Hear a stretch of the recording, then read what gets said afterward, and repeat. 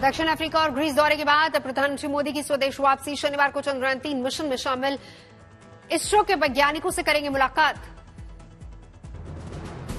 PM Modi ने Athens में संगीत विद्यालय में आयोजित कार्यक्रम में हिस्सा लिया। प्रवासी भारतीयों से मुलाकात की। लोगों ने लगाए भारत माता की जयकारे। मोदी के नारों। चंद्रयान-3 की सफलता पर बोले प्रधानमंत्री मोदी, कहा सावन के महीने में भारत ने नई उपलब्धि हासिल की। चांद के दक्षिणी ध्रुव पर उतरने वाला पहला देश बना भारत। एथेंस में संगीत विद्यालय में प्रधानमंत्री मोदी को देखने के लिए उमड़ी प्रवासी भारतीयों की भीड़। बच्चों ने हाथों में पेंटिंग्स के जरिए भारत ग्रीस के संबंधों को किया प्रदर्शित। पीएम मोदी के स्वागत में कलाकारों ने भारतीय देशभक्ति गानों पर शानदार भंगड़ा की प्रस्तुति दी। ऑडिटोरियम में मौजूद लोगों ने लहराया तिरंगा। पीएम मोदी के स्वागत में एथेंस में बजे ढोल नगाड़े, पहनाई गई फूलों की माला।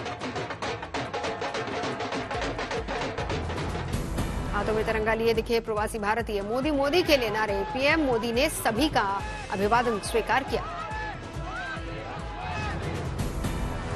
40 साल बाद कोई भारतीय प्रधानमंत्री ग्रीस पहुंचा। पीएम मोदी को दिया गया गार्ड ऑफ ऑनर।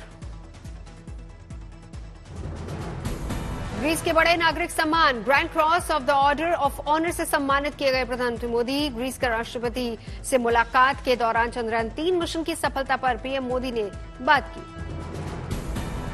एथेंस में टॉम्ब ऑफ अननोन सोल्जर पहुंचे प्रधानमंत्री मोदी। पुष्प अर्पित कर गुमनाम शहीदों को श्रद्धांजलि दी।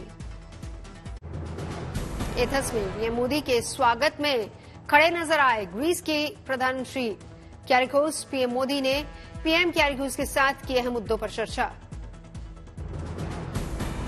एथेंस में प्रतिनिधिमंडल स्तर की बैठक आयोजित। वार्ता में पीएम मोदी के करीब बैठे नजर आए भारतीय विदेश मंत्री एस जयशंकर। पीएम मोदी ने ग्रीस के नागरिक सम्मान को लेकर राष्ट्रपति के प्रति जताया आभार। बोले, मैंने 140 करोड़ भारतीयों की तरफ से इसे स्वीकार किया। ग्रीस में गर्मजोशी के साथ स्वागत को लेकर बोले प्रधानमंत्री मोदी, कहा 40 साल बाद भी ग्रीस भारत के संबंधों की गहराई नहीं हुई कम। पीएम मोदी ने कहा भारत ग्रीस संबंधों को रणनीतिक स्तर पर आगे जाने का ऐलान किया। रक्षा, सुरक्षा, बुनियादी ढांचे, कृषि, शिक्षा और सैन्य संबंधों को सशक्त बनाने पर सहमति। बुडापेस्ट में चल रहे वर्ल्ड एथलेटिक्स चैंपियनशिप में गोल्डन बॉय नीरज चोपड़ा का शानदार प्रदर्शन। पहले थ्रो में फाइनल के लिए क्वालिफाई किया। नीरज चोपड़ा ने 88.77 मीटर का भाला फेंका। नीरज चोपड़ा ने फेंका सीजन का सबसे बेस्ट थ्रो। 27 अगस्त को खेला जाएगा फाइनल। कुल 12 एथलीट फाइनल में करेंगे एंट्री। टूर्नामेंट में गोल्ड के प्रमुख दावेदार हैं नीरज चोपड़ा ने करियर का तीसरा बेस्ट थ्रो फेंका। अंक तालिका में टॉपर हैं गोल्डन बॉय। पेरिस ओलंपिक के लिए भी नीरज चोपड़ा ने किया क्वालिफाई। अगले साल 26 जुलाई 2024 से 11 अगस्त 2024 तक होगा आयोजन। लद्दाख में राहुल गांधी का प्रधानमंत्री मोदी और बीजेपी सरकार पर बड़ा वार। कहा चीन पर झूठ बोल रही केंद्र सरकार। राहुल गांधी का दावा, चीन ने हिंदुस्तान की हजारों किलोमीटर जमीन ली, जबकि प्रधानमंत्री ने कहा चीन ने 1 इंच भी जमीन नहीं ली। लद्दाख का ये सरासर झूठ है। लद्दाख का हर व्यक्ति इस बात को जानता है कि लद्दाख की जमीन चाइना ने हिंदुस्तान से ली है। राहुल गांधी बोले, कांग्रेस देश में मोहब्बत और भाईचारा फैला रही है। हमने नफरत के बाजार में मोहब्बत की दुकान खोली। राहुल गांधी का आरोप, लद्दाख की आवाज को दबाया जा रहा है। लद्दाख में आज चरम पर बेरोजगारी। राहुल गांधी ने करगिल में किया था बड़ा दावा। कहा था कांग्रेस इस साल सभी 4 चुनावी राज्यों में जीतेगी। मध्य प्रदेश, राजस्थान, छत्तीसगढ़ और तेलंगाना में बनेगी कांग्रेस की सरकार। लद्दाख दौरे पर कांग्रेस सांसद राहुल गांधी ने स्थानीय लोगों से भी संवाद किया। कई मुद्दों पर लोगों से राहुल गांधी ने उनकी राय जानी। लद्दाख में राहुल से एक लड़के ने गिनाई स्थानीय समस्याएं। राहुल बोले, आपने तो बीजेपी के सांसद को चुना है। लड़का बोला, क्या करे, हो गई गलती। एआईएमएम अध्यक्ष सुधीर ओवैसी ने भी किया ट्वीट। लद्दाख सीमा पर वास्तविक स्थिति को लेकर देश को अंधेरे में रख रहे हैं प्रधानमंत्री। चीन के राष्ट्रपति संग बैठक कर आखिर क्या छिपाना चाहते हैं पीएम? ओवैसी ने किया सवाल, लद्दाख में वो चीन पर मई 2020 की यथास्थिति पर लौटने का दबाव क्यों नहीं बनाते? चीन के अवैध सैन्य कदम को पीएम मोदी क्यों दे रहे हैं इनाम? राहुल गांधी के चीन के जमीन कब्जे के आरोपों को बीजेपी ने खारिज किया। सुधांशु त्रिवेदी ने कहा, चीन को लेकर राहुल गांधी अनर्गल बयान दे रहे हैं। बीजेपी नेता सुधांशु त्रिवेदी ने कहा, चाइनीज कम्युनिस्ट पार्टी के बीच हुए करार को सार्वजनिक करे कांग्रेस तो दुनिया के सामने आ जाएगी राहुल की सारी करामात।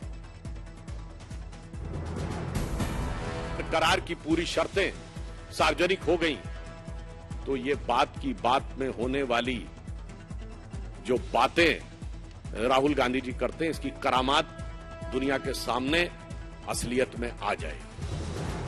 दक्षिण अफ्रीका में जिनपिंग संग वार्ता में चीनी सीमा को लेकर बनी बात, भारत चीन बॉर्डर पर तनाव कम करने पर हुए सहमत। विदेश सचिव विनय मोहन क्वात्रा ने जानकारी दी। विदेश सचिव ने कहा, चीनी सीमा पर दोनों देश सेना को पीछे हटाने पर राजी, इस काम में तेजी से काम हो रहा है।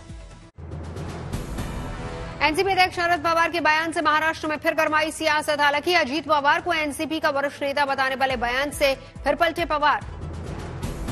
महाराष्ट्र कांग्रेस अध्यक्ष नाना पटोले ने शरद पवार के बयान पर जताई थी आपत्ति। कहा, शरद पवार भ्रम न फैलाएं। शरद पवार ने लिया यूटर्न, कहा मेरे बयान का गलत मतलब न निकालें। बोले, भले अजीत वापस लौटने को तैयार हों लेकिन हम उन्हें दूसरा मौका नहीं देंगे। पुणे में एनसीपी कार्यकर्ताओं और पदाधिकारियों ने डिप्टी सीएम अजीत पवार का जोरदार स्वागत किया, जमकर की फूलों की वर्षा। सोलापुर से मंगवाई गई 550 किलो की विशाल माला, जोरदार जश्न के साथ किया गया स्वागत। विपक्षी गठबंधन इंडिया की मुंबई में 31 अगस्त और 1 सितंबर को होने वाली बैठक की रणनीति तैयार। लोकसभा चुनाव के लिए सीट बंटवारे के फॉर्मूले पर होगी चर्चा। शिवपाल यादव ने यूपी के घोषी उपचुनाव में समाजवादी पार्टी की जीत का किया दावा, बीजेपी की नीति को बताया विभाजनकारी। शिवपाल यादव ने बीजेपी पर निशाना साधकर कहा, परिवार और आपस में फूट डालना बीजेपी की फितरत, सीएम का मुझे सम्मान देने की बात कहना भी साजिश का हिस्सा। शिवपाल यादव ने ओपी राजभर को बताया दल बदलू, कहा उनकी बातों पर अब कोई भरोसा नहीं करता। मध्य प्रदेश में शनिवार को होगा कैबिनेट विस्तार, सुबह 9 बजे शपथ लेंगे नए मंत्री। मधुमिता शुक्ला हत्याकांड में अमरमणि को राहत, सुप्रीम कोर्ट का रिहाई पर फिलहाल रोक से इनकार। सुप्रीम कोर्ट ने निधि शुक्ला को दिया बड़ा भरोसा, आरोपों से हुए सहमत तो अमरमणि को वापस भेजेंगे जेल।